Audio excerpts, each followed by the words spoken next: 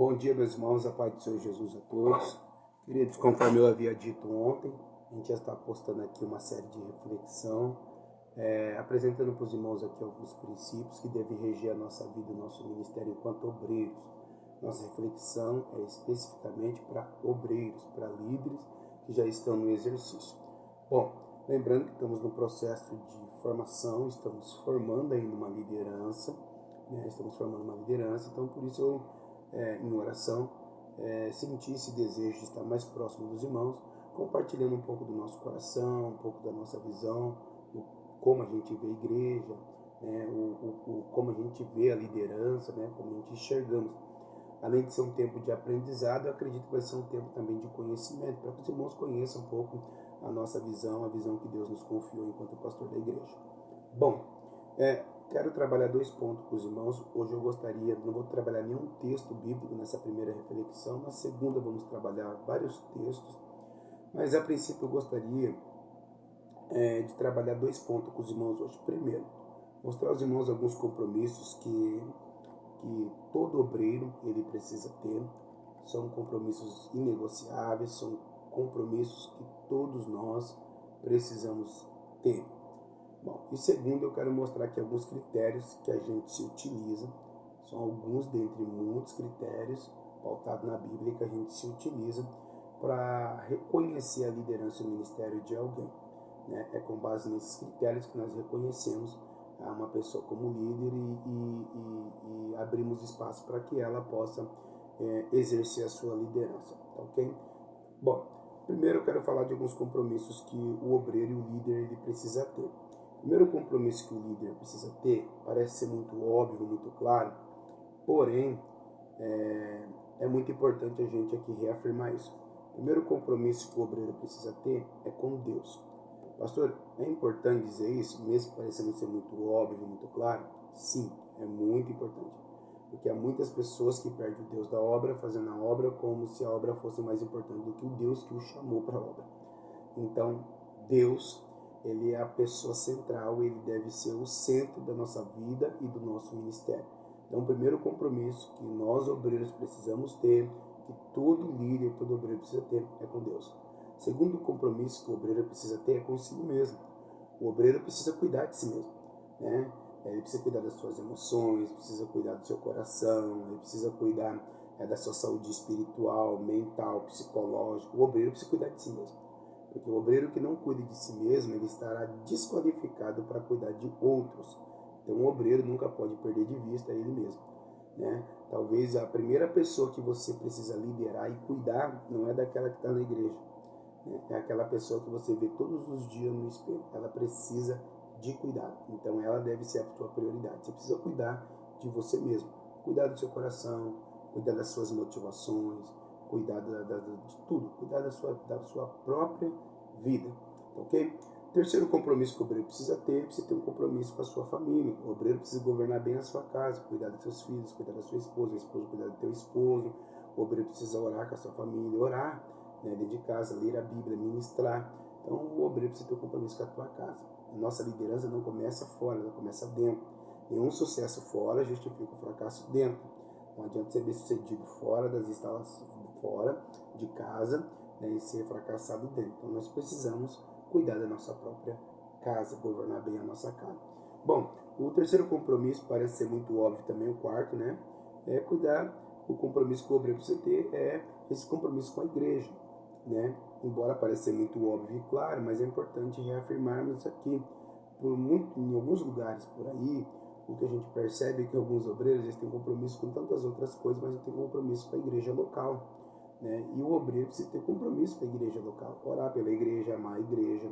O obreiro precisa se preocupar com o desenvolvimento e o crescimento da igreja, ele precisa zelar pela igreja onde ele congrega, Ele tem que se sentir parte daquele lugar. O obreiro, ele é aquele que tem um compromisso com a igreja, ele chora junto com a igreja, quando a igreja está chorando, mas ele se alegra e celebra também com a igreja. O obreiro tem que ter um compromisso com a igreja, com a vida da igreja, com o crescimento da igreja, desenvolvimento da igreja.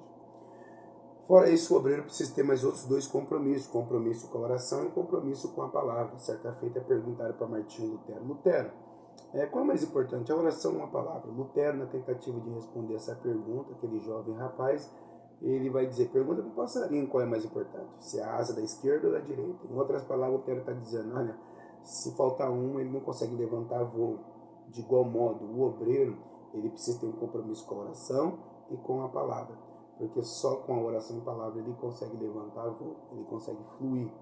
Então, a oração e a palavra são ferramentas indispensáveis da vida do cristão e principalmente da vida do obreiro. Ok? Bom, alguns critérios que a gente se utiliza para reconhecer a liderança de alguém, para reconhecer a liderança de uma pessoa, para abrir para que essa pessoa possa exercer uma liderança dentro do ministério a qual o Senhor nos confiou.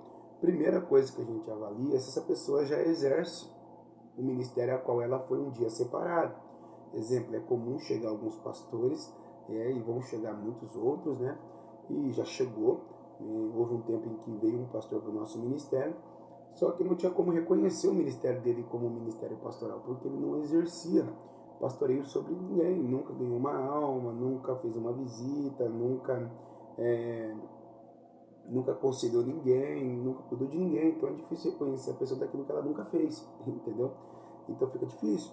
Então nós não reconhecemos o ministério de pessoas que não exercem aquilo pela qual um dia ela foi separada. Eu fui separado pelo pastor lá da igreja tal, mas exerceu, por quanto tempo exerceu, deixou de exercer, por que deixou de exercer? Então a gente avalia todas essas questões, tá bom, irmãos? Mas a princípio reconhecemos a pessoa dentro daquilo que ela faz. Então, nós não reconhecemos a pessoa como missionário se essa pessoa ela não faz missão, nem como evangelista se essa pessoa ela não evangeliza ninguém. Então, dificilmente nós vamos reconhecer alguém dentro de uma coisa que ela não flui, que ela não faz. Então, eu vou reconhecer dentro daquilo que ela faz. Amém? Bom, uma segunda coisa que nós observamos na pessoa, além disso, que se ela exerce aquilo pela qual ela um dia foi ordenada, nós avaliamos se essa pessoa é uma pessoa ensinável. Por quê, irmãos? É muito importante que o líder, o obreiro, ele seja uma pessoa aberta ao aprendizado, uma pessoa ensinável. Né? Existem muitas pessoas que por conta do orgulho, que por conta da arrogância, da soberba, né? São pessoas que não se deixam ser conduzidas, que não se deixam ser ensinada, que acha que já chegou ao ápice, que não precisa aprender de mais nada. Né? Ninguém é grande demais para que não possa aprender, ninguém é pequeno demais para que não possa ensinar. Né? E quando a gente percebe que não há um espírito de aprendizado, que não há ali um espírito ensinável, aí fica difícil a gente trazer essa pessoa para que essa pessoa trabalhe junto no exercício da liderança na igreja. Né? Porque o líder, o obreiro, ele precisa ser uma pessoa ensinável. Né? Uma pessoa que não se deixa ser ensinada é uma pessoa que dificilmente ela vai crescer e se desenvolver em qualquer lugar que ela for. Né? Uma outra coisa que a gente avalia na pessoa é se essa pessoa é uma pessoa disposta a trabalhar pela mesma visão. Nós estabelecemos líderes na igreja para que esses líderes nos auxiliem a desenvolver a visão. Deus dá uma visão para o indivíduo, mas o desenvolvimento é coletivo. Então é por isso que nós precisamos de pessoas que trabalhem pela mesma visão. Né? Porque existem muitas pessoas que têm uma visão muito distorcida daquilo que é a obra de Deus, daquilo que é a igreja, e às vezes por ter uma visão distorcida não consegue trabalhar pela mesma visão. Então nós avaliamos essa questão, se a pessoa é uma pessoa que está disposta a trabalhar pela mesma visão. Avaliamos se essa pessoa é uma pessoa que está disposta também a trabalhar em equipe. Existem muitas pessoas que fluem muito bem sozinha, que fluem muito bem no individual, mas no coletivo ela não consegue fluir. Ela não consegue, porque é muito individualista, é o meu departamento, é o meu ministério, né? E não pode existir isso na igreja. Né, irmãos? Nós somos membros de um corpo, não um corpo, nós somos membros de um corpo. E como membro de um corpo, nós, de certa forma, dependemos um do outro. Né? A minha individualidade se completa na tua. Então, juntos, né? A gente sempre usa essa frase, juntos nós somos mais fortes, porque juntos nós nos completamos. Né? E juntos nós cumprimos com um propósito. É como se fosse o parafuso e uma porca. Né? O parafuso e a porca, ele cumpre com um propósito, que é de firmar algo. Então, nós juntos, né? Trabalhando em coletivo, no coletivo a gente cumpre com um propósito. Existem muitas coisas que eu vou ser melhor que os irmãos, existem coisas que os irmãos vão ser melhor do que eu. E o líder precisa ter essa consciência que de vez em quando ele tem que sair de cena e dar espaço para que outros possam fluir naquilo que ele é melhor do que você. Então, liderança é isso, meus irmãos. Ok? Nós vemos dessa maneira. Bom, a pessoa deve estar disposta a se submeter, né, a direção que nós estamos dando. Submissão é estar submissa à mesma missão, né? Nosso objetivo, né? Deus ele nos confiou uma missão enquanto pastor, enquanto igreja. Deus também nos confiou uma missão, e o nosso objetivo é que as pessoas que forem chegando, líderes ou as pessoas que já estão, se submetam a essa missão, e juntos, embora somos diferentes, mas juntos, né? Mesmo com as nossas diferenças, diferentes, unidos no seu propósito, desenvolvendo uma missão que não parte, né, só do pastor Igor, né? Parte do pastor Igor, mas essa visão ela não é só dele, essa visão ela é de Deus, ela é bíblica. Então nós precisamos de pessoas submissas, né? Porque se não for pessoas submissas, fica difícil desenvolver uma visão no coletivo, né? Então a submissão é algo que nós avaliamos, né? E nós avaliamos se a pessoa ela tem interesse de crescer e melhorar. Irmãos, o líder ele precisa desejar crescer sempre, melhorar sempre, né? E uma outra coisa que é muito importante pontuar aqui, para encerrar a nossa fala, é que o líder ele precisa caminhar perto. Líderes que caminham longe, distante, líderes que não gostam de prestar conta, líderes que não gostam de dar satisfação, líderes obreiros que não gostam de caminhar perto, junto à sua liderança, são pessoas perigosas, são pessoas que a gente não pode dar espaço, porque o líder precisa caminhar junto. Atos capítulo 6 e capítulo 7, a igreja, os apóstolos foram levantar alguns líderes e eles estabeleceram alguns critérios. Dentre alguns critérios, um deles era: vamos escolher pessoas que tenham caminhado conosco, né? Pessoas que tenham caminhado perto, para que essas pessoas que tenham caminhado perto nos ajudem no trabalho de perto. Então, irmãos, líder precisa caminhar perto da sua liderança, né? Líderes que caminham muito longe são pessoas que não querem se deixar ser conhecidas, são pessoas que têm dificuldade de caminhar junto, e isso dificulta depois o trabalho nosso enquanto igreja.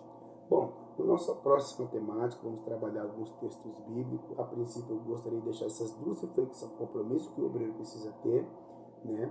E queria deixar aqui alguns critérios que a gente se utiliza para avaliar, para reconhecer a liderança de uma pessoa. Tá ok, meus irmãos? Que Deus em Cristo vos abençoe em nome de Jesus.